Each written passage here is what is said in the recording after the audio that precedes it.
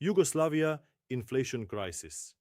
During the early 1990s, the breakup of Yugoslavia triggered one of the most severe inflation crises in modern European history. Political instability, economic collapse, and the fragmentation of the country created an environment where the national currency rapidly lost its value. Hyperinflation spread through the economy at incredible speed. Prices began changing not only every month or week, but sometimes several times within the same day. Newspapers reported situations where people carried entire bags filled with banknotes just to buy basic food. A loaf of bread could cost thousands or even millions of dinars, depending on the stage of inflation. The situation became so extreme that wages lost meaning. People might receive their salary in the morning, but by the afternoon, the value of that money had already fallen significantly. In cities such as Ljubljana and Belgrade, shop owners faced impossible choices. Accepting local currency meant risking that the money would lose value before it could be used to restock goods. Because of this uncertainty, many businesses began refusing dinars altogether. Instead, they preferred foreign currency or gold. Customers were often told to bring German marks or gold jewelry if they wanted to buy essential goods.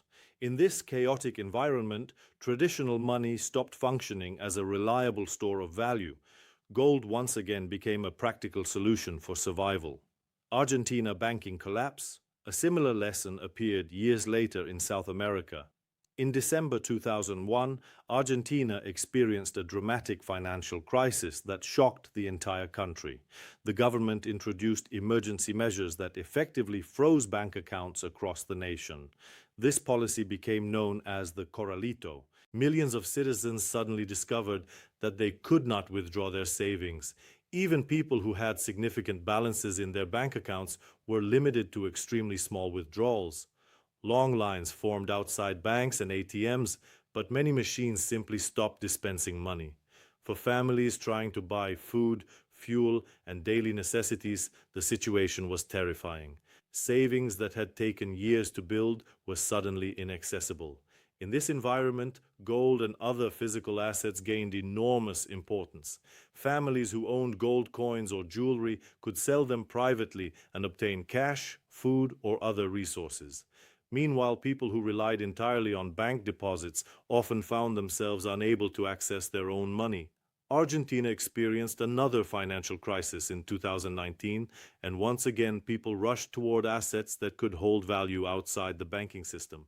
Gold trading increased significantly, especially in informal markets. Ukraine war escape.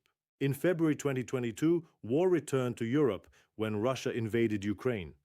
Within days, millions of civilians began fleeing their homes and crossing borders into neighboring countries such as Poland, Romania, and Slovakia. For refugees, the first days of escape were chaotic. Banks were closed in many areas. Payment systems failed. Credit and debit cards sometimes stopped working, especially near conflict zones. Even when refugees carried cash, it was not always accepted in other countries. Families traveling with children faced enormous uncertainty. Many people carried only a few personal belongings in backpacks. Yet among those belongings, small pieces of gold often played a critical role. Some refugees brought gold coins, others carried rings, necklaces, or bracelets passed down through generations. These items could be sold once they reached safer countries, providing money for housing, food, and transportation. Stories from Ukrainian refugees illustrate how gold once again functioned as an emergency form of value. When formal systems break down during war, portable assets that hold universal value can become essential.